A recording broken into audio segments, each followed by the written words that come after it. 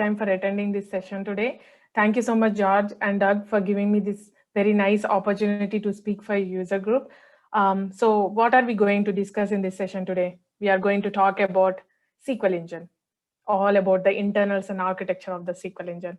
So like whenever you submit any query to the SQL Server, what happens behind the scenes at each stage inside the SQL Engine. So there is a lot of content to grab, so hopefully you like it. So let's get started. A little bit about me. I'm a database administrator with 7 years of experience in managing SQL Server and databases. I'm a Microsoft certified trainer and Microsoft certified solution expert. I did my master's in computer technology at Eastern Illinois University.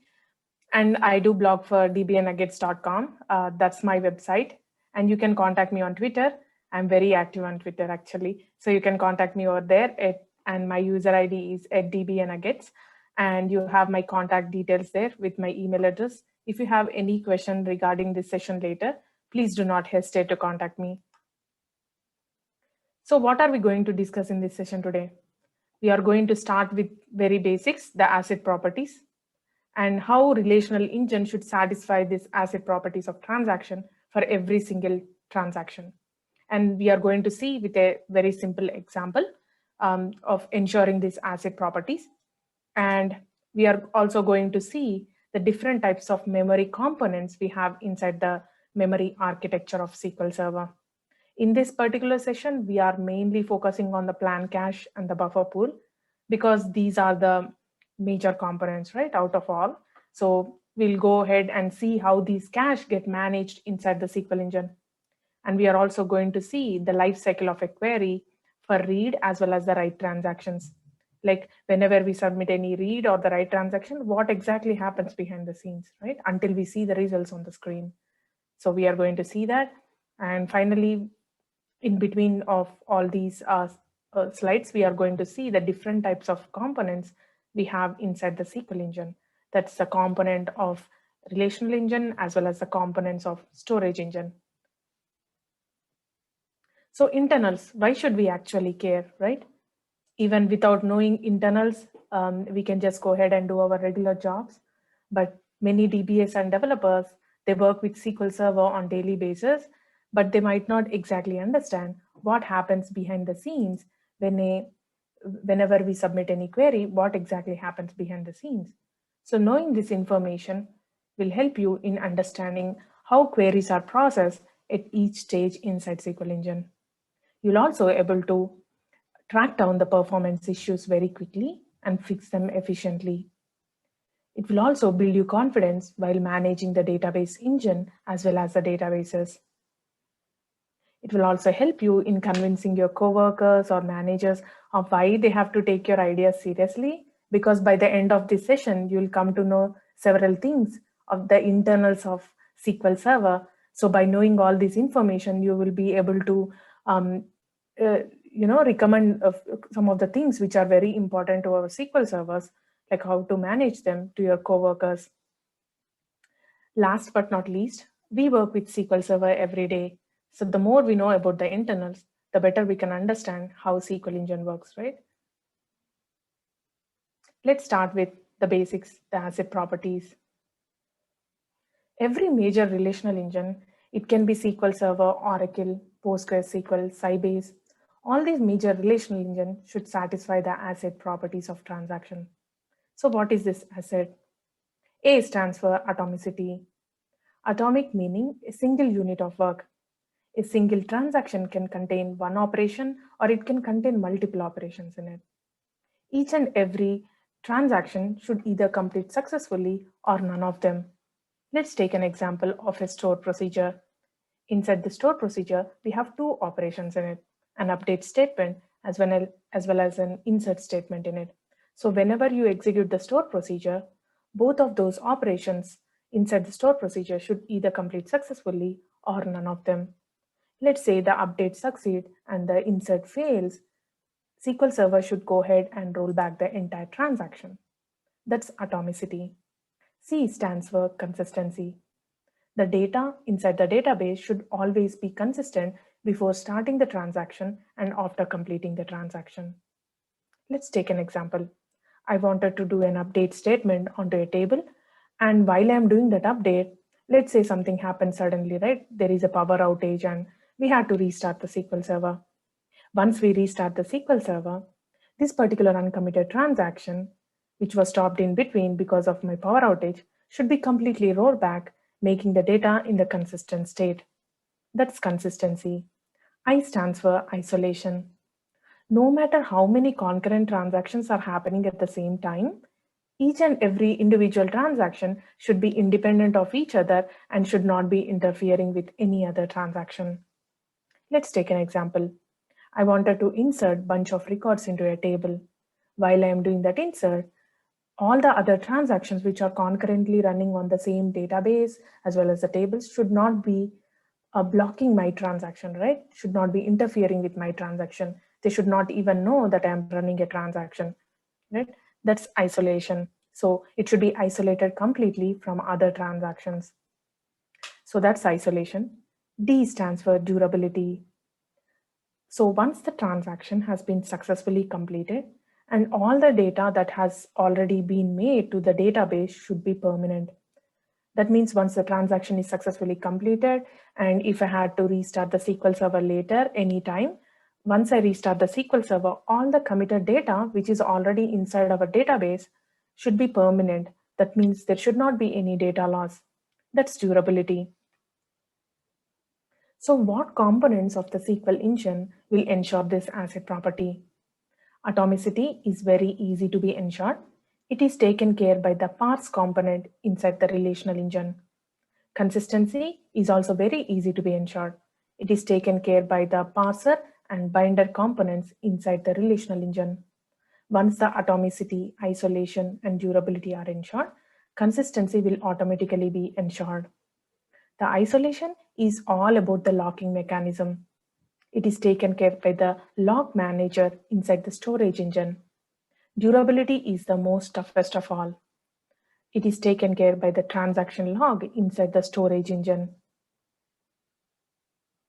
Let's take a very simple example ensuring this ACID property. Let's take a simple bank transaction, right? This particular bank transaction will have two operations in it. Let's say I have a balance of $500 in my account, in my bank account, which have an ID of 1. And I would like to send $100 to my friend's account, which have an ID of 2. This is a very simple bank transaction. We have two operations in it. First, the operation is to go ahead and deduct $100 from my balance, which will make $400. And the next operation is to credit $100 to my friend's account. I can do this simple transaction multiple ways, right? I can use online application to do it, the bank application, or even I can use mobile phone application to do it, the application of the bank, right? So for this example, let's take the mobile phone application. So once I begin the transaction on my mobile phone, behind the scenes, SQL Server will also begin the transaction. It will first go ahead and perform the first operation, which is to deduct $100 from my balance, which will make $400. And the second operation is to credit $100 to my friend's account. But I suddenly see this on my screen. Oh my God, what has happened? I'm in between the transaction. My transaction is not completed yet. I do not know if I lost my $100 or if my friend has received $100. So I do not know what has happened. So I immediately called her and asked if she received any money, which she said she didn't. But here I'm completely logged out and I see this alert saying facility is temporarily unavailable. Now we do not have much options, right? Except to call those bank customer service guys. So I was so angry on them because I do not know if I lost my money. So I immediately called the bank customer service guys. Then they said there was a severe thunderstorm and some of their SQL server went down and they already restarted them. That's what they said. So if this particular transaction, right, it stopped in between, if this particular transaction is ensuring ACID properties of transaction, what should happen once they restarted the SQL server? Now let's go ahead and see what will happen. Once the SQL server restart, my uncommitted transaction, which is stopped in between due to the power outage, has been completely rolled back, making the data in the consistent state. This particular transaction is ensuring ACID properties of transaction. Now how? Atomicity is ensured by rolling back the entire transaction. Consistency is ensured by reflecting $500 in my balance, which is the initial amount before beginning the transaction. Isolation is also ensured. Like, did you observe when SQL Server went ahead and performed that first operation of deducting $100 from my balance? None of the other transactions are interfering with my transaction. So isolation is also ensured. The durability part is also ensured. I did not lose my money. My $100 is back into my account, which is clearly reflecting in my balance, right? The $500, which is the initial amount. And transaction log helped made this possible to roll back the entire transaction. That's how each and every individual transaction of all these relational databases should satisfy. Now let's go ahead and talk about SQL Server memory architecture. Now SQL Server memory architecture have different types of components. In this particular session, we are mainly focusing on plan cache and the buffer pool because they are the bigger components. But let's go ahead and see what other components we have here. SQL Server Engine is a Windows program which will use Windows APIs to allocate memory to the SQL Server. So let's go ahead and see the first cache, which is the plan cache, which is one of the bigger components. It holds the store procedures, query plans, etc. The next, the buffer pool, which is the biggest component of all. It holds the 8 KB data pages and index pages in it. There are also other type of cache like log cache, token and perm user store cache. Now what this token and perm user store cache does is it will store the user permissions onto the objects. Now there is also other type of cache known as column store cache, which will store column store indexes in it. Now all these caches which you are seeing in the blue color are very special. Now why I say that? They are very special because they can be easily expanded and shrinked when there is a memory pressure. Now why they can be easily expanded and shrinked? Because they have a backing mechanism in them. Now what is this backing mechanism? Let's take an example of plan cache, right? The store procedures which are stored inside the plan cache.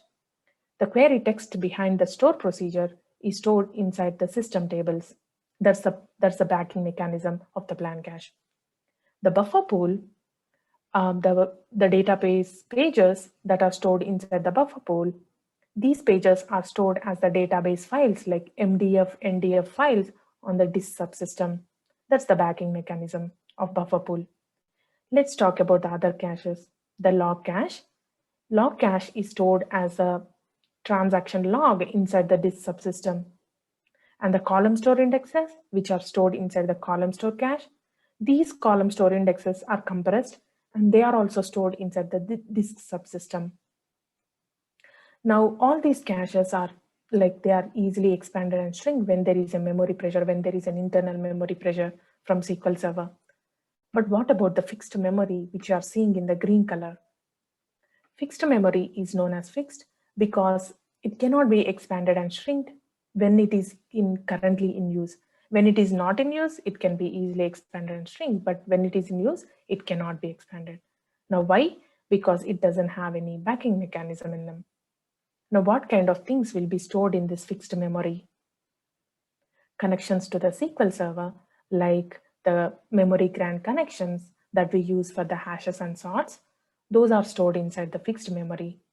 Now what happens when there is an internal pressure, right? What happens if more and more queries are requesting for these memory grants and this fixed memory gets full, and now we just can't disconnect one query that is actually holding the memory grants and we can't give back to the other queries, right? Because once the memory grant has been allocated to a query for its execution, it cannot be released until that complete query gets executed and we see the results. So what more and more queries are asking for more memory, right? What if this fixed memory gets full? There is an alert inside the SQL Server, which will go ahead and because now there is an internal pressure on the SQL Server. SQL Server will go ahead and request all these other caches, which can be easily expanded and shrink. It will go ahead and request these caches. First, it will go ahead and request the buffer pool to release the memory. Now, once the memory is released, now how the buffer pool releases the memory, it will go ahead and evict those pages out of its cache, right? Out of the buffer pool. Now, once the memory gets released, SQL Server will go ahead and use that memory for these memory grants. Now, these memory grants that we are allocating for our queries are not free, right? So once we are getting from the SQL Server, that means we are evicting the plans from the other caches, or we are evicting the pages from the other caches. That's how we'll get the memory grants to our queries. So that's how the fixed memory gets managed. And there is also other type of cache known as SQL Server.exe overhead cache. As you know, SQL Server.exe is an executable, and many things will be running this executable, like for example, the thread stacks. Even this will come under the memory architecture of SQL Server. Now there is also other type of cache known as in-memory OLTP. Even this particular cache is also fixed memory. It cannot be expanded and shrinked when it is in use. So what kind of things will be saved inside this particular memory? The memory optimized tables will be stored here. Now there should be a cleaning up process that should be kicked in to clean up all these memory optimized tables such that it can have some memory for the newer object to be stored inside it. Now that's just an overview of what all components we have here inside the memory architecture. Now let's go ahead and see how the plan cache and the buffer pool gets managed. There is something known as LRUK algorithm, which is also known as least recently used algorithm. The -K is for the complexity of the code. Now what is this LRU? LRU meaning if something is staying inside the cache for the longer time, those kind of things will be discarded first. Inside SQL Server, if there is an execution plan like sitting idle, like it is not being used for longer time, those kind of things will be discarded first. If there is a complicated execution plan which got created with so many resources and cost, and it took so much of resource for the SQL Server to get created and to be placed the plan inside the plan cache, those kind of execution plans will have like more options to stay inside the cache for the longer time. But of course it have to be used, right? If it is sitting idle there for longer time, it will also get discarded. Now, how does this plan cache gets managed? There are two types of processes which will manage the plan cache. One is lazy writer and the other is coast cleanup. Now let's go ahead and see how these two processes works. Now this is my plan cache, the right side diagram you see. We have 3 execution plans in it. Plan 1, plan 2, and plan 3 inside my plan cache. My plan cache is really small. On each object we have inside the plan cache, we have 2 numbers on the bottom of each object. The left side number is known as complexity code value, and the right side number is known as complexity countdown value.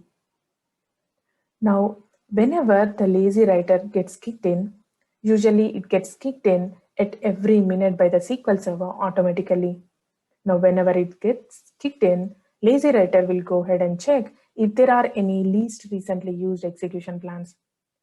If it finds any of them, it will go ahead and decrement the complexity countdown value of those objects by 1. In our example, none of them will be used. So the lazy writer will go ahead and decrement the plan 1 complexity countdown value from 18 to 17, for the plan 2 from 9 to 8, and for the plan 3 from 2 to 1. And the lazy writer will go away. In the very next minute, the lazy writer will kick back in again to see if there are any least recently used execution plans. In our example, none of them will be used again. So the lazy writer will go ahead and decrement the plan 1 complexity countdown value from 17 to 16, for the plan 2 from 8 to 7, and for the plan 3 from 1 to 0. Now did you observe here? The plan 3 complexity countdown value has turned to 0. That means SQL Server should go ahead and evict this plan out of the cache, right? But that is not what it is going to happen. There is some other process which is known as ghost cleanup, which will be kicked in every couple of minutes by the SQL Server automatically. Now, whenever it gets kicked in, it will go ahead and check if there are any execution plans which do not have any countdown value. Once it finds them, it will go ahead and flag them as ghosted. That means that particular plan is now inside the plan cache, but it is in its half-life. Now, what if there is a memory pressure tomorrow, right? Internal memory pressure on the SQL Server. Then now SQL Server should go ahead and evict these plans out of the plan cache, right? Then in that case, ghost cleanup will come and evict all these ghosted execution plans out of the cache. But what if there is no memory pressure? In that case, SQL Server will still put these plans inside the cache such that there might be some other user who might be using the same execution plan for his query tomorrow, right? That's how the ghost cleanup works. In the very next minute, the lazy writer will kick back in again to see if there are any least recently used execution plans. In our example, the plan 2 will be used now. So the lazy writer will go ahead and increment the plan 2 complexity countdown value from 7 to its original value, which is 9. That's how the plan cache will get managed by lazy writer and the ghost cleanup processes. Now let's go ahead and see how the buffer pool gets managed. As you know, buffer pool will manage it will hold 8 KB data pages and the index pages in it. Basically, the buffer pool has to manage 3 kinds of different structures in it. Heaps, heap tables like heaps, clustered indexes, and non-clustered indexes in it. Now, for example, let's say you wanted to do a select star from a table, which is a heap table. You know what will happen. The buffer pool has to go ahead and grab all those data pages into its buffer pool and do the operation over there, which is like a really IO intensive, right? Because now the buffer pool has to go and get those pages by contacting the disk subsystem, which is very IO intensive. But instead, if you put a index like clustered index and non-clustered index on the top of it, buffer pool now have to go ahead and grab those pages in some of the trips, right, very quickly, such that it will help reduce IO and it will also speed up the query process. Now, how does this buffer pool gets managed? There is something known as checkpoint process, which will be kicked in by SQL Server automatically every few minutes. Now, whenever it gets kicked in, it will go ahead and check if there are any dirty pages inside the buffer pool. Now, what are these dirty pages? Dirty pages are the data pages which are already modified in the buffer pool, but they are not yet hardened them to the database file system. Now, whenever the checkpoint process kicked in, it will go ahead and grab all these dirty pages from the buffer pool and push them back to the database file system and harden them onto the disk.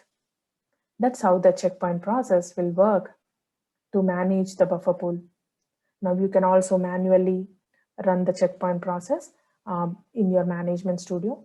Like when you use the word checkpoint and execute it in your management studio, like the usual process, checkpoint process will go ahead and grab these pages, dirty pages, and push them back to the database file system. That's how the checkpoint process works. Now this is a very important slide. How SQL Optimizer will choose the plan. SQL Optimizer, it is a cost-based optimizer. It always wanted to choose the good enough plan instead of the best plan. Now what is the difference? The time and the cost is the difference. Let's take an example of a select statement here, which have 4 table join in it. And on each table, we have a clustered index and 3 non-clustered index on top of each table. What if the optimizer, instead of going ahead and getting a good plan, What if it wanted to get that best plan out of all, right? What it have to do? First, optimizer have to go ahead and analyze 72 different types of physical access methods per table. This is like the numbers are only for this particular select statement, which have a 4-table join in it. So what are these physical access methods, right? The optimizer have to go ahead and analyze whether it have to do clustered index scan or seek, or if it needs any key lookups, those kind of things. 72 per table. That means we have 4 tables here, right? 4-table join. 72 times 4 physical access methods it have to analyze. On the top of it, the optimizer have to go ahead and analyze 24 different types of logical join orders. Now, what are these logical join orders? Here we have a 4-table join, right? Let's say the join between A to B table is filtering out around 50% of the records from the result set, and the join between B to C is filtering out around 90% of the records from the result set. In that case, the optimizer will go ahead and it will reorder the join in such a way that it will push back the join between B to C front of the statement and the join between A to B back of it. Now, why the optimizer does that is because it wanted to grab the results as quickly as possible. So all these things happens behind the scenes, right? On the top of it, optimizer have to go ahead and analyze so many transformation rules, at least some thousands of them. And out of analyzing all of them, it will get approximately 26,000 possible plans just for this very simple select statement. Now just imagine how much time and cost it will take for the optimizer to go ahead and get that best plan out of these possible plans. It will cost the optimizer so much, right? And no user wanted to wait for such long time to grab the results. So that is the reason why SQL optimizer, instead of going ahead and analyzing all the transformation rules, it will just go ahead and very quickly analyze some of the transformation rules to get that good enough plan. And that is the reason why optimizer is very quick.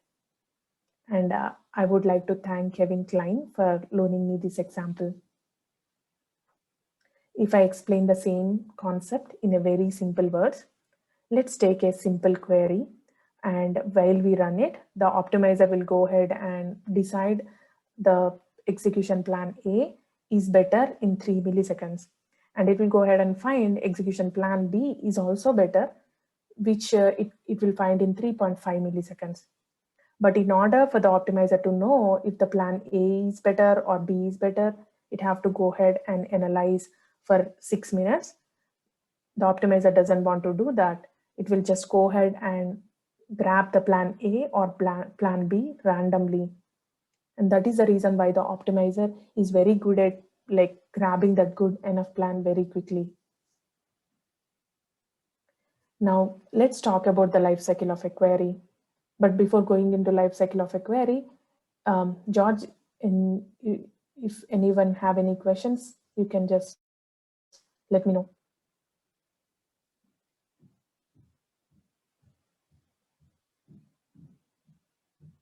I think no one has any questions, so it's good to go ahead, right? Let's go ahead then. So let's talk about the life cycle of a query. So if the life cycle of a query is divided into 3 different steps, then the first step contains the components parser, binder, simplification, and the trivial plan components. Now all these 4 components from the first step are very simple, and they are also very lightweight to the SQL Server. It doesn't need much metadata to process these components at all. SQL Server just needs the query definition, table definitions kind of thing, not much of metadata to process these. But when you come to the second step contains the components load metadata, join heuristics, and search phases. Now all these components from the second step, they require most of the metadata to process any query. Now when you come to the third step contains the components access methods, transaction manager and the buffer manager. Now the buffer manager component here is very IO intensive.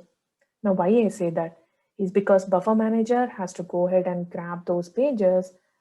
Now it have to go ahead and interact with the disk subsystem, right, to grab those pages, which is like very IO intensive.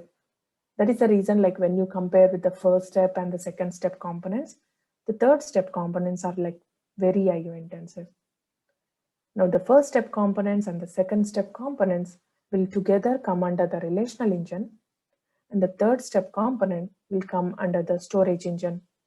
This is just an overview, like what all components we have inside the relational engine as well as the storage engine. But now let's go ahead and see what exactly happens behind the scenes when we submit any query to SQL Server. That's the interesting part. Now here we have an active user who wanted to run a select statement onto the SQL Server. Like no matter what kind of interface he is using, he might be using like SQL Server Management Studio, Azure Data Studio, or .NET Visual Studio, or even a third-party application basically. No matter what kind of interface he is using, he should first get the secure network connection to the SQL Server. So how does he get that?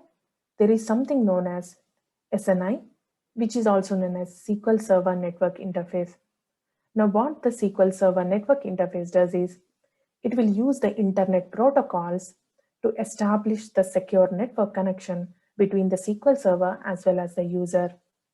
Now, no matter what kind of internet protocol the SNI uses, like it might be using the TCP/IP, named pipes, or shared memory, all the process remains the same no matter what kind of internet protocol we use. So once the secure network connection has been established by this SNI, the query that the user is sending to the SQL Server is now wrapped inside a tabular data stream packet, which is also known as a TDS packet. That particular TDS packet is now given to the SQL operating system by SNI. Once the tabular data stream packet has reached to the SQL operating system will first identify that coming connection as a SQL connection, and it will go ahead and first assign a SPID to it. You know the SPID, right? SQL process ID, server process ID, which is like when you do a SP-who2 or SP-who in your management studio, you see those SPIDs, SPID number 6974. Those are the SPIDs. That means those are the active connection made to the SQL Server. So once the SPID has been assigned by the SQL operating system, now that particular tabular data stream packet will be unwrapped, and that query is identified as a SQL query. And now that particular query will go to the first step inside the relational engine. Now, this is the first step inside the relational engine. The first component here is parser. Now the parser, it will only do, like, it will validate the syntax of the query, right? That like, let's take an example. Like you wanted to do select star from a table, but by mistake you have given select star form. At this particular point of time, the parser should identify that as a syntactical error and throw back you an error saying it is syntactically incorrect. So basically, syntactically, the query will be analyzed here. And variables are declared at parser stage. That means whether you are declaring the variables properly or not, those kind of things are checked here. And views are expanded here as well. Now what I mean by that is, like, if you're having any views in your query that you are sending, the query text behind that view is brought inline into the code you are sending. Basically, those views get expanded. And with this information, the parser, what it does is it will first go ahead and put a hash on the query we are sending, and it will go ahead and check against the hash of the execution plan inside the plan cache. Like it will go ahead and check if it can find the exact match. If it finds the exact match, it will go ahead and use the same execution plan for its execution phase. But what if it didn't find any, right? Then in that case, it will first go ahead and build the initial logical tree for the first time for that particular query. Once it builds the initial logical tree, that query will now be passed to the binder phase. Now what happens at this binder component, right? Binder is also known as algebraizer or normalizer. And here the binder will go ahead and analyze and validate whether the objects are valid or not. That means like tables, columns, whether they are valid or not. Parser is there just to identify the syntax, but the binder is the one which will validate the objects. And user permissions are checked here, like if a user is sending the query, right? Whether that user have enough permissions to execute those objects or not. Those kind of things are checked here. And data type resolution also happens here. Now, what I mean by this data type resolution, let's take an example of a select statement, which we are running on a two tables by using a union all clause in between those two tables. The ordinal columns of those two tables should match in their data type. If they doesn't match, then we will have an error thrown by the binder component. We are going to see this in our demo, an example of data type resolution. Aggregate binding also happens here, like sum, average, those kind of things are bound here. Now with all this information, the binder component will go ahead and update that information inside the parse tree of the plan cache. And that particular query will be sent to the simplification component now. As the name itself says, simplification will simplify the query. Now, how it will simplify the query?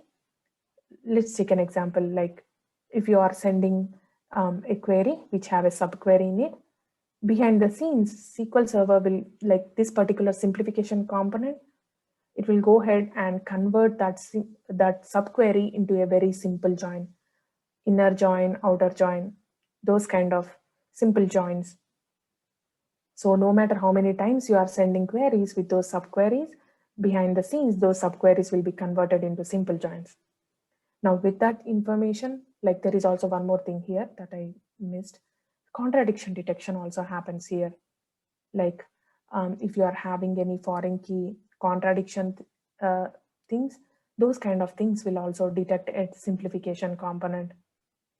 Now with this information, the parse tree inside the plan cache is once again updated, and then our query will be sent to the trivial plan component. Now what happens at this trivial plan component? What if we are sending a very easy query, right? Very simple query. Let's take an example like select star from a table or select star from a table with a simple where clause.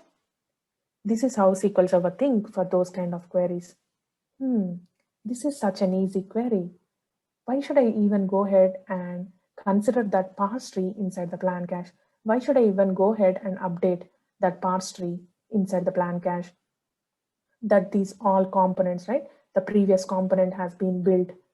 I don't want to consider that. Let me go ahead and discard that parse tree and let me go ahead and build a trivial plan on the fly, just like that, because it doesn't cost SQL Server much. It doesn't cost or it doesn't take much resources at all to create these trivial plans.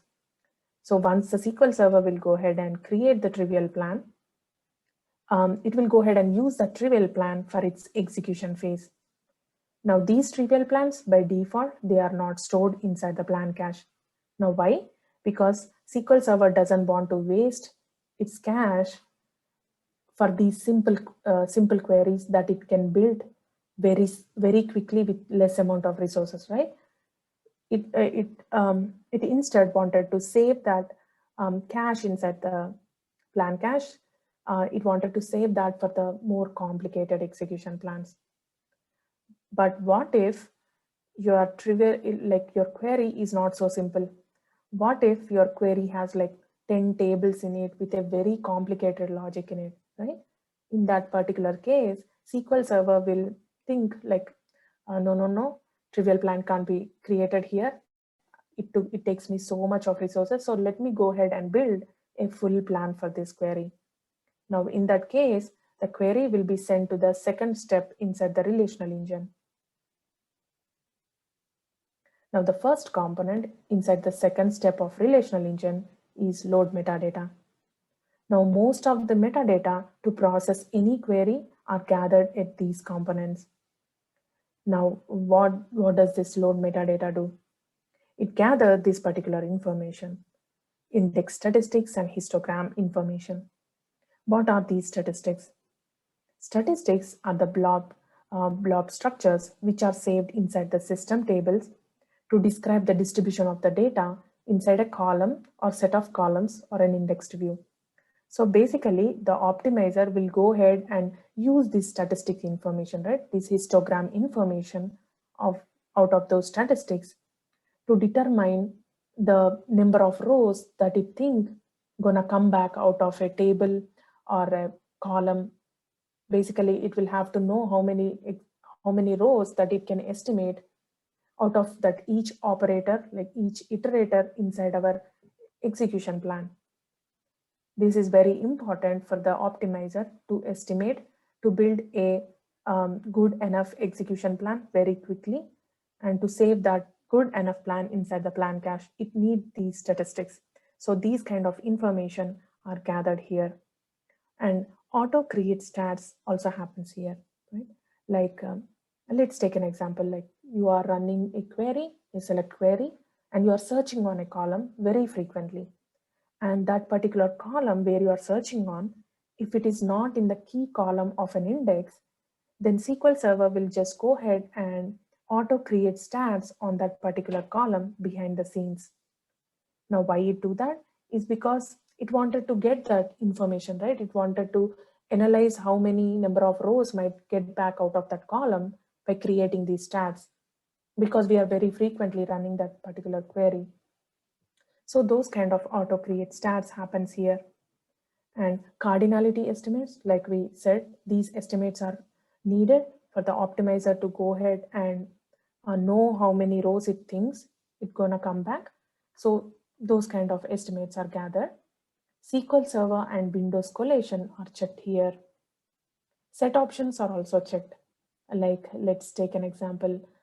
If you are using like set XML on or off, set ANSI padding on or off, those kind of settings, like varied amount of settings are there, right? Varied number of settings.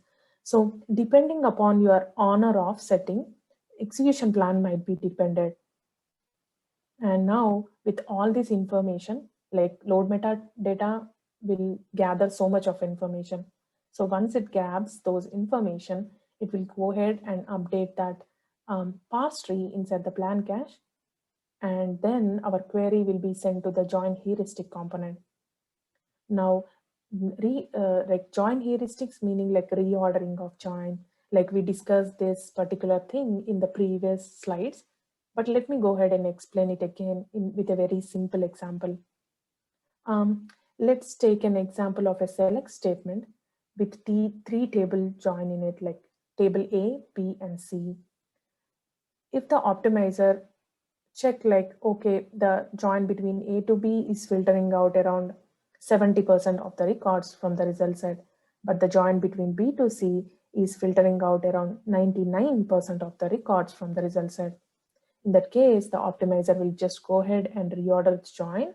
It will push back the join between B to C front of the statement and the join between A to B back of it. Now, why it do that? Because it wanted to grab the results as quickly as possible, right? So once it grabs that information, it will go ahead and update that information inside the parse tree, the plan cache. And now our query will be sent to the search phases. Now, in the very next slide, I'm going to discuss what these search phases are in detail. But for now, just remember that optimizer is a cost-based optimizer. It always want to get that good enough plan very quickly, right? So it will go ahead and grab that information, that execution plan information from these three phases, which is like transactional for the phase 0, a quick plan for the plan 1, and the full plan for the phase 2. We are going to discuss in the very next slide. But once it gets that information, it will go ahead and update that information one more time inside the parse tree of the plan cache. And finally, it will put a hash on that particular parse tree. And now our query will be sent to the third step of storage engine. Now, until now, it is relational engine, right? But from now on, it will be a storage engine. But before going into the storage engine, let's go ahead and see what these search phases are. Now, no matter what kind of query we are sending, read or write transactions, optimizer have to go ahead and get that execution plan information from these three phases. Phase 0 is known as transactional plan. Now, all of these execution plans are created at phase 0. They are created at the pre-optimization stage. Now, what is this pre-optimization stage? The first step of relational engine components that we have seen, which are like parser, binder, simplification, and the trivial plan. Those components will come under the pre-optimization stage. That means trivial plans are created here, right? So trivial plans are created here, and these plans are created as soon as possible, and for the queries with maximum of 3 tables in it. And very basic heuristics are needed to create these trivial plans, right? The table definition, query definition, such kind of basic heuristics. When you come to the phase 1 is known as quick plan. Now, these execution plans are created for the queries with maximum of 8 tables in it, and more transformation rules are needed than the phase 0. Now, what happens for the phase 0 and phase 1 is, optimizer will take the query that we are sending to SQL Server, and it will go ahead and compare if there are any related shapes like execution shapes already existed. If it finds the good enough plan that it can use, it will go ahead and grab that information. But that is not the case with the phase 2. Phase 2 is known as full plan.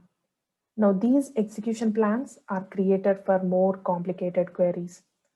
Most of the parallelisms, spills, and spools to the tempdb happen here. And almost all of the transformation rules are unlocked here. Now, what happens at this particular phase 2 is, the optimizer, it doesn't go and compare our query with already existing execution shapes.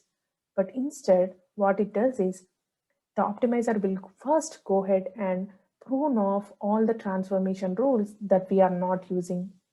Now, what I mean by that, let's take an example. We are sending a select query, which do not have like nvarchar max data type. Well, let's take that as an example, right? Then in that case, the optimizer, it will go ahead and prune off all the transformation rules which are related to that nvarchar max.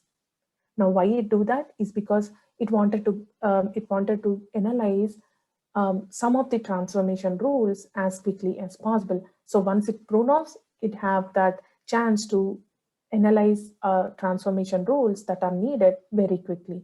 So once it gets that good enough plan, it will go ahead and grab that information. That's how the optimizer have to go ahead and get that information from these three phases. Now our query is at the third step of storage engine. Now, before going into these components, let me tell you that no matter if we are sending a read or write transaction, all of those transactions should pass first step of relational engine, second step of relational engine, and then come to the third step of storage engine, right? If our query is so simple like that SQL Server thought it would be really better to create the trivial plan and use that trivial plan, then SQL Server will, then that particular transaction will only pass the first step of the relational engine and then come to the storage engine phase. But if our query is complicated enough, then it have to pass the second step of relational engine and then come to the third step of storage engine. But all the difference happens at the storage engine component, right? Now, where the difference happens is at the transaction manager component, and the buffer manager component. Now let's first see with the read transaction, like what happens at the storage engine, and then go to the write transaction. The access methods, the first component inside the storage engine, it doesn't perform any action by itself, but all it does is it have to analyze how it have to grab the results from the disk subsystem. That's all it does. Now, when the query sent to the transaction manager component, the transaction manager have two subcomponents in it, the log manager and the log manager. Now, as this is a read transaction, right? This is a read transaction. We are not modifying any data pages into the buffer pool, right? That is the reason transaction manager will just go ahead and invoke like log manager part of it. It doesn't invoke transaction log manager because we are not modifying anything. So it will invoke the log manager and it will go ahead and request the buffer manager to put a shared log on those resources the buffer manager needs to process. Shared log is because we do not want to modify, right? We are not modifying anything. We do not want to block any other queries.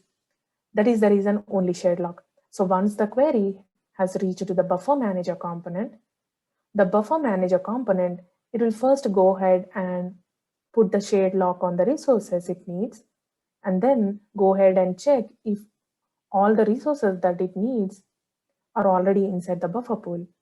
Like if it didn't find some of them or all of them, it will go ahead and grab that data pages in the form of 8 KB pages, put them in the buffer pool, do the selects, and send the results to the user. That's how simple it is, the read transaction. But what happens with the write transaction? Access methods by itself, it doesn't perform any action, but all it have to do is to analyze how it have to grab that results from the disk subsystem because it's a storage engine, right? Once the query has reached to the transaction manager, now as is the write transaction and we have to modify pages onto the buffer pool, right? So before writing anything onto the data pages inside the buffer pool, transaction manager have to write those changes inside the transaction log first, and then it will go ahead and invoke the log manager part of it and request the buffer manager to put an exclusive log on the resources it needs to process the query. Now, why exclusive? Because this is a write transaction and we do not want any other transaction to be interfering with our transaction, right? Which is the asset properties, like the basics we have seen in the beginning of the session. Now, once the buffer manager, once our query is at the buffer manager will first go ahead and put the exclusive log on the resources it needs. And then it will go ahead and check those pages inside the buffer pool. And it will, if it didn't find some of them or any of them, it will grab those pages in the form of 8 KB pages, which is just like the read transaction, right? It will put them back into the buffer pool, do the modifications over there, and send the success message to the user. Now, did you observe something here? The data pages inside the buffer pool are already modified, but they are not yet written to the database file system, right? That is when the checkpoint process will be kicked in to push back these dirty pages out of the buffer pool and harden them onto the database file system. That's how the write transaction works behind the scenes. Now let's go ahead and see a very quick demo of the pre-optimization stages, right? Those parser, binder, simplification, and the trivial plan, how they works. We can clearly see that inside the management studio. Now this demo is very quick. So let me go ahead and share my management studio very quick. Deepthi, if you're interested, there are some questions coming through on the chat, if this is a good time for that. Sure, like it just takes like a couple of more minutes. We can go ahead and have the questions like. Okay, yep. Can we do that? Thank you. So in this demo, we are going to use AdventureWorks 2016 database. First, I'm going to show you how the parse component works. So we can enable the parse only option in two ways, like we can set the parse only option on by using the query, or we can use this parse only option button inside the management studio, right? Let me go ahead and use the query for now. So when I use the set parse only option on, only the query will be parsed. It doesn't execute the results or it doesn't generate any execution plan. All it does is just parse the query. I think I enabled it. So now let me go ahead and show you a very simple select statement which do not have any syntactical errors. So it should run fine. It doesn't produce any results, right? But here I did not declare any variable, but I use that variable inside the where clause. So when I do that, we did not declare, right? So variables are declared at the parser stage. So it says must declare the scalar variable. Now let me go ahead and run a the next select statement. But now we do the select non-existing column from a non-existing table. Like we do not have that column as well as the table, but our parser was enabled right now, right? Only the parser. So it should not throw me an error because parser will only check the syntax, right? Syntactically, this is perfect, right? But the components like objects and columns are checked by the binder component, right? Not the parser. Now let me go ahead and set the parse option off. And now let me go ahead and enable the set format only option on. Now when I set the set format only option on, SQL Server will just go ahead and enable parser as well as the binder components together. Now when I go ahead and enable it, when I enable this option, SQL Server will not produce any results or it doesn't generate any execution plan. And also this format only option is actually deprecated, but until they completely remove it, we can still use it. So I'm using it. So let me go ahead and run this select statement. In this particular select statement, all the objects are valid and syntactically it is correct. So it should not produce any results. It did not throw me an error. Right? But here, let me go ahead and do the same select query, but non-existing column from a non-existing table. But as at this particular point of time, the binder component will kick in to say it's an invalid object name, right? The objects and columns, those are validated at binder component. So let me go ahead and set format only option off. And let me go ahead and show you how the data type resolution works.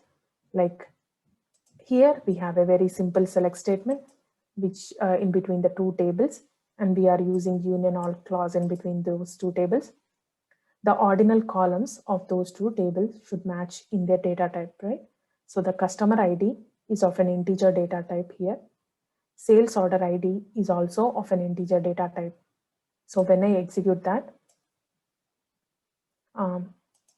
when I execute that, it should produce the results. But what if I go ahead and manually create a data type resolution error, right? Here, the customer ID is of an integer data type. Credit card approval code is of varchar data type. So the two doesn't match, right? So when I execute that, it should throw me a conversion failed error, and that will happen at the binder component as well. So this is how the parser and the binder components work together. Now let me go ahead and show you how the simplification component works. And then let's see how the trivial plan component works. I'm using AdventureWorks 2016 database again. As you know, the simplification component will simplify the query by converting the subqueries, right? Here, I'm sending a simple select statement which have a subquery in it, right? Now this particular subquery behind the scenes, it will go ahead and convert into a simple join. Now how we can view that? By enabling the actual execution plan on.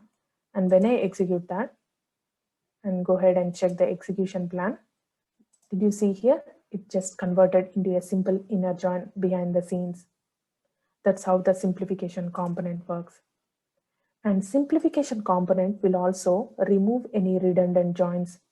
That means in this particular select statement, we are only grabbing the results like column values from the sales order header table, but simply we are using the the customer table here, but we are not getting any values from the customer table, right?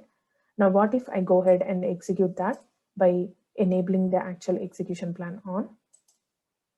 When I execute that, if you see the execution plan, SQL Server just used the sales order header table inside the execution plan, right? It did not use the customer table at all. Now, why is that? It is because these two tables actually have that relationship, that foreign key relationship in between them. That is the reason why SQL Server thought, okay, I can trust this relationship. That is the reason I can go ahead and just discard the customer table out of the statement and use the sales order header table. That is because they have relationship between those two tables. But what if they don't have any relationship, right? If there is no relationship between those two tables, SQL Server should definitely go ahead and use the customer table to check those matching values for that particular query to satisfy the query. So that's how the simplification component works. And also simplification will also detect any contradictions, right? So here we are doing a select statement where territory ID is equal to 1 and territory ID is not equal to 1. This is a contradiction, right? So when I execute that, it should not produce any results. So let's go ahead and see how the trivial plan component works. Now this is a very simple query, select query, and we are searching on a sales order ID. Now when I execute that, let's see if SQL Server will go ahead and create a trivial plan for this query because it's so simple, right? Now let me go ahead and do the properties on this select and see here the optimization level, it's trivial. That means SQL Server thought this particular query is so simple that it can create a trivial plan just like that on the fly. No matter how many times you send to the SQL Server, like very simple queries like this, those many times SQL Server will go ahead and create the trivial plans. And these trivial plans are not saved inside the plan cache. So it won't create any problem, right? It won't fill up your plan cache. Now, what if you have that one query which you are thinking like you wanted SQL Server to create a full plan, right? Because trivial plans are not saved, you wanted SQL Server to create a full plan, but instead it's going ahead and creating the trivial plan. Now you want that query plan to be saved inside your plan cache, but there is no way, right? Until you convert that trivial plan into a full plan. Once you convert that into a full plan, it is automatically saved inside the plan cache. So you can do that by enabling the option 8757 trace flag. And you mention that trace flag 8757 inside your query. So when you mention that it is only bound to that particular query, it doesn't affect database level or server level. Now let me go ahead and use that option inside the query and execute that. Let me go ahead and see the execution plan now. The properties. Now the same execution plan, right? There is no change inside this execution plan, but it is just converted into that full plan. Now this particular plan is now saved inside the plan cache, but I would not really suggest you to do this in production because there is a reason why SQL Server thought it would go ahead and create the trivial plan, right? It doesn't cost it much. So it wanted to use the same plan cache for more complicated execution plans. So that's how the simplification and the trivial plan works. So let me go ahead and very quickly share my slides. So in this particular session, start thinking like the SQL engine. We have started with basics, the ACID properties, like how these relational engines should satisfy the ACID properties of transaction. And we have seen a very simple example ensuring the ACID property. We have also gone through the overview of different types of components we have inside the memory architecture of SQL Server. Especially in this session, we have gone through the major components, like the bigger components, plan cache and the buffer pool, and how these caches get managed inside SQL Engine. We have also gone through the life cycle of a query for the read as well as the write transactions, like what happens behind the scenes at each step inside the SQL Engine. And we have also seen different types of components of SQL Engine. That's the components of relational engine as well as the storage engine. So in order for me to prepare for the presentation, I have used many resources, but these are the main ones. Like if you wanted to know more about like SQL Engine internals, please follow these resources. And I would like to thank George and Doug for giving me this wonderful opportunity to present for Triad User Group. I wish I would come back again soon if I get an opportunity. So thank you once again, each and everyone, for attending the session. I think this is the right time for you to ask me any questions. Thank you so much for showing up tonight, everybody, and thank you for bringing the presentation. Again, there are some questions in the chat if you wanted to take a look at those real quick. So what is an example of a transformation? The transformation rules, right? Physical access methods, like whether it have to do the clustered index scan or seek, all those comes under the transformation rules, the physical access methods and the logical join orders and everything basically, like how much in like statistics, right? Like how much it thinks, whether it have to reorder the join or not. All these comes under the transformation rules. There are like some thousands of them, because like let's take the reordering of join, right? For very simple query, we have like 24 of them. Let's think about like 10 table query, right? Then it have to go ahead and reorder the join and see which order will be the better. So all these comes under the transformation rules, like what kind of data type we are using, right?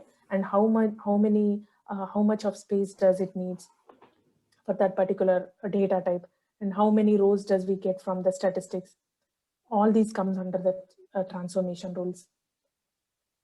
Step one was parse, step 2 was binding. What are we binding to?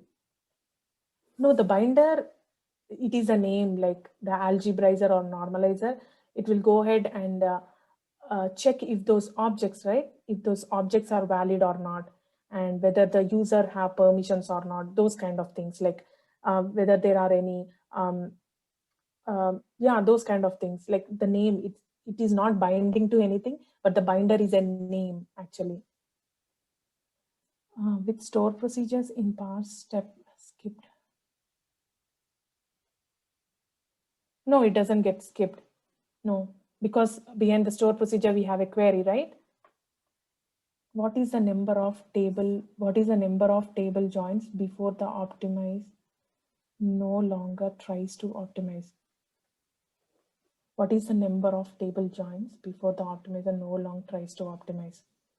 Okay, so there is no number exactly, but did you observe like the optimization phases that the optimizer have to go, the phase 0, phase 1, and phase 2? Once it hits that phase 2, if it couldn't find the good enough plan, then it will throw us a weird error saying, I can't optimize this query anymore. And earlier you mentioned that data may not be hardened. Data may not be hardened yet on the dirty page. What happens if the system were interrupted prior to the dirty pages or returned to the files? Do you have a rollback transaction? Yes, by default SQL Server, like even if you don't mention it, it will actually get rollback, right? Implicit transactions, right? By default. So once they are rolled back, transaction log will help make it possible. Can the physical storage files be stored in HFS? Sorry, what is HFS? HFS. Can you tell that? If That would be the so, Hadoop file system rather. Hadoop? Yes. I'm really sorry, I don't know about that. Okay. I was just wondering how different it is from a Synapse, because Synapse is on the cloud using distributed storage, and that's highly redundant. And so if you were to just use the standard package on a virtual machine and storing it on the same kind of storage, will you actually achieve the same end result? That's a very interesting question, but I'm not really sure about that. Anyone anyone have the answer for that question? It would be really great from the audience. Can the parser be configured to SQL compatible to other SQL dialects? Like, I am not sure about this as well. Set format only. Yeah, the assumption here is that you're actually doing.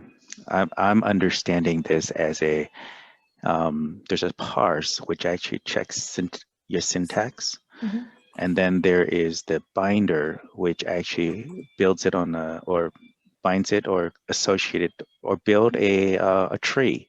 Yes. And that tree is essentially your interpretation of your SQL.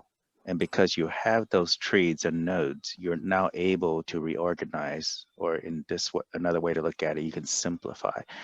And if that's the case, and you can actually create a translator, and naturally on an Oracle system, you can translate your SQL syntax into its own tree. And so can that piece be compatible to any SQL dialect, so that you don't have to go through all these conversions if you have to go from one DBMS to another?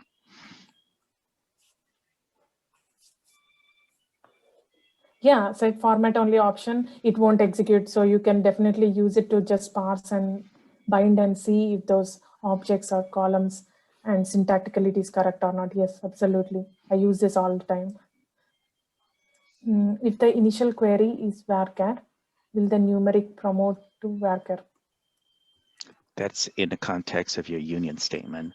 So when I'm doing a union statement and I select something and I actually have a data type, then it actually knows how to do the union.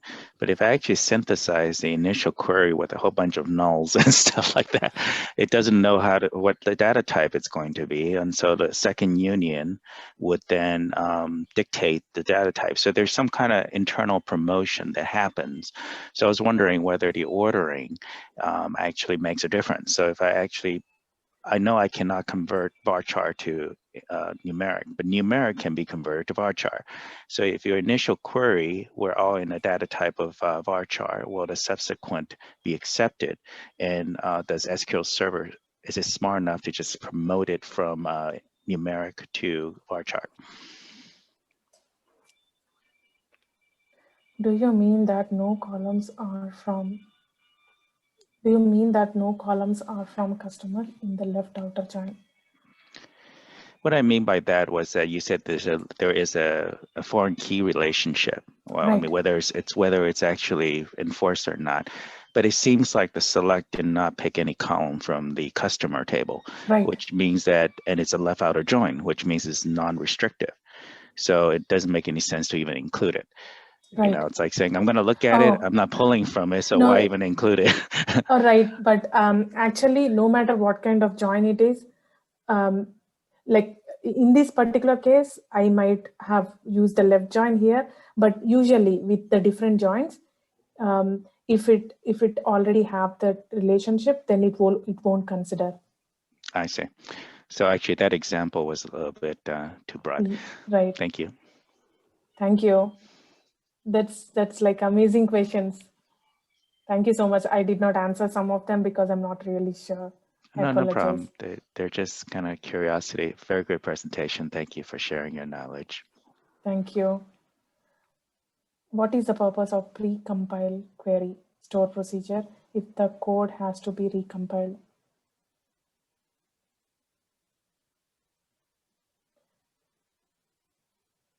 I really did not understand this question. In the context of Sybase, which is very related to SQL Server, Mhm. when you actually create a stored procedure, the advantage is that you don't need to re-parse or it's already checked syntactically. Otherwise, it wouldn't even compile when you actually create a Right, stored procedure. right. So from that standpoint, I'm going that it sort of kind of feels like it's already pre-parsed if it's actually considered store. It doesn't really say, hey, is it syntactically correct? Because Ah, it won't right. even compile. It won't even Exactly. say, right. Exactly. Maybe this one, you are absolutely right. I did not think about that. So let me go ahead and check on that one to make sure, because that should be the case, right? Yeah, you're And absolutely also right. in Sybase, I know that in older versions of it, or I don't know, it's been a while since I worked with Sybase. I know that if you get more than 8 table joins, the optimizer just gives up. Yeah. Is there a limit to SQL Server? There is no limit, but that will come under the phase 2. That is what, like, we see those weird errors. If it can't optimize, it will just throw an error. The error name, I have actually forgot about that.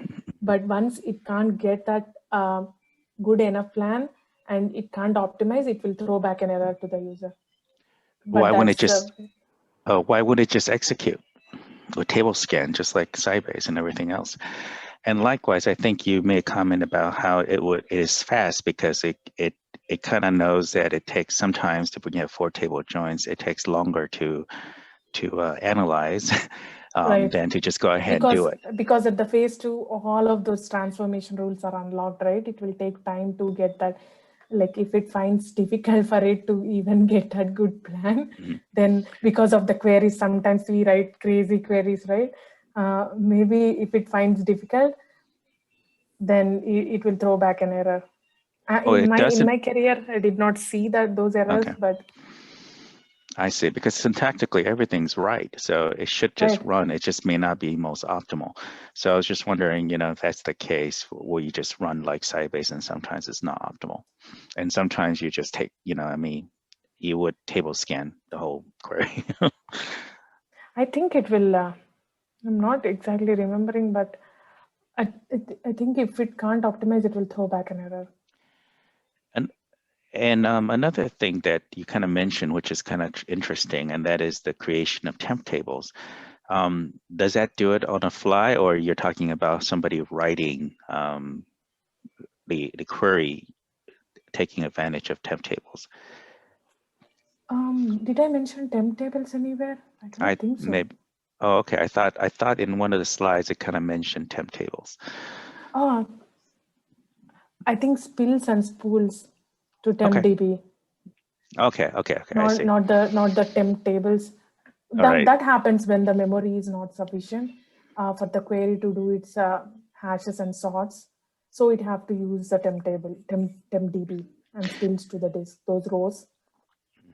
When you run SQL, when you actually run queries and you actually do an order by, does it force it into memory? Yes, it have to order that into the memory, and for that we need memory. And Okay, but so even if you don't have an index, you can actually force a pseudo index by actually just selecting it into narrow columns into memory, right? You mean like order by? Well, or group by. As long as you do a group by, order by, it has to be in memory in order to sort. Yes. So if that's the case, once you force into memory, you sort of have an in-memory index, right? Yes. Behind the scenes, like hash tables and those kind of things are formed. So you're faking it, you're pushing it, forcing it to be in memory. And lastly, if you actually use a common table expression, does that help the parser, or does it help with the memory? So if I want to hit that table multiple times logically, that little small query logically, does it actually get stored in memory in a whole? I mean, is there an advantage other than coding and readability to using common table expression? I'm not really sure about that question. I will definitely check and get back to you. Thank you Like very much. if you have if you are active on Twitter, I would really really love to connect with you because we can just discuss this because I'm not really sure about this question, but it is a very interesting question. Thank you so much for asking that. I will Can you look up for that. Could you repeat the question on the common table expression? I missed the question. The question here is there, when we create common table expression, that means we're accessing it multiple times. So it actually makes it a little bit logical, a lot more readable when it comes to coding. But does the optimizer take advantage of that, knowing that that particular small query potentially may be repeated and actually cache it into memory? Okay, so we have seen in production where the CT, I believe, every time it uses it, it calls it again. And so we've had to convert some of our processes to use a temp table instead to improve performance. I see. So it doesn't take that into consideration. In fact, from experience at least. In fact, it may be refactoring it, right? To simplify into something that may be harder to read, but it may not take advantage of this space. I mean, okay, thank you. That's very helpful. And is it because of the memory limitation, or is it because, I mean, I'm just wondering whether it doesn't take advantage of it because it just doesn't have enough memory on the server. And does that make a difference? That I'm not sure. I know this server has sufficient memory for what it's doing, but I think it has to do with the fact that it's not storing that result set from the CTE. Okay. Rather, it's calling it each time. Wow, that is how it appears, at least. And I apologize, I don't know deeper than that. That's just our experience is showing that based on performance. Thank you, sir. Well, I don't have a Twitter, but I actually share my email if you have, if you can. Thank you. Sure. Thank you so much. That's wonderful questions. Half of them I don't know. I have to learn. No, I don't know the answer. That's what I'm asking. Thank you. Hey, Deepthi, if I could ask one quick one. Sure. I don't think it would take just a second. And Joseph, you and I actually used to work at the same bank, and I have some examples of how the CTE did not work like that I'll email you. But Deepthi, if you force a specific execution plan, does the optimizer and all that still go through the trouble of caching and planning and all of that, or does it just completely bypass all of that and do what you tell it to? I think we can do that using Query Store, right? We can push. Right. Essentially, yeah. I'm asking about Query Store specifically. So does that interact with the planner in any way, or only when you tell it to? I think if we have to use that specific query, then we have to force it. Gotcha. Okay. Thanks for asking the question.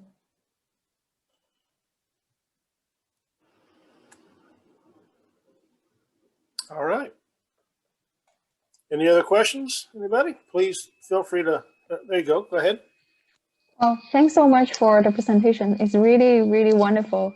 I have a question regarding the first step of the execution plan that you're talking about. You have the parser, binder, simplification, and trivial plan. Right. Understand the logic and the flow.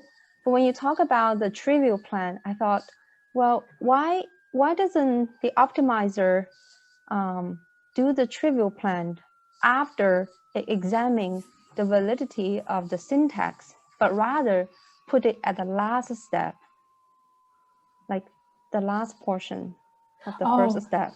Yeah. Because it have to validate those objects, right? Syntactically, it have to check if the syntax is correct or not. Binder will validate the objects whether they are valid or not, and then it will simplify the query, like the shape, right, like subqueries. It will go ahead and create the joins behind the scenes and then create the trivial plan on it. Yeah, that makes sense.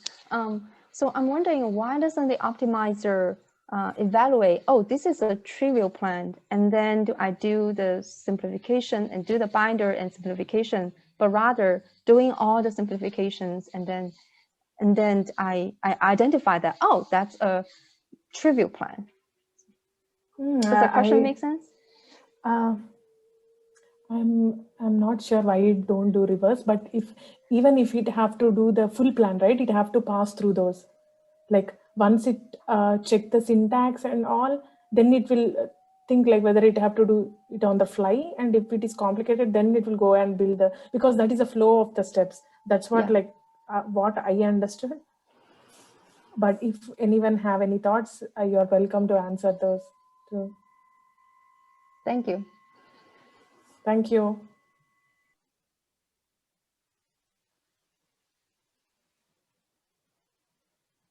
Okay, folks, last chance. If you have a question, we're going to shut down here in just a moment. Can I get these questions to a file? I see here a file. I don't know. I'll see if I can copy them here. Let me see Sure. what I can get. Looks like I can. You might be able to just select them and copy them. I'm gonna Okay.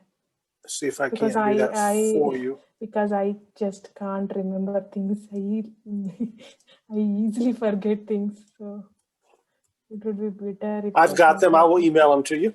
Thank you so much. No problem. Thank you, George.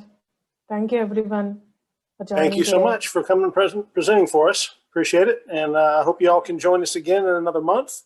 And I also sent that link at the beginning of that chat session for another group in the area that will also be presenting on a monthly basis. So thank you all so much. I have a question, George. Yes. How many in max number we have today for our presentation? Numbers. I wrote that down earlier so I wouldn't forget it myself. We had 12 users besides you and myself. Okay. So that should be 12, right? Yep. Thank you so much. Thank you. Thank you. Good night, Bye. y'all.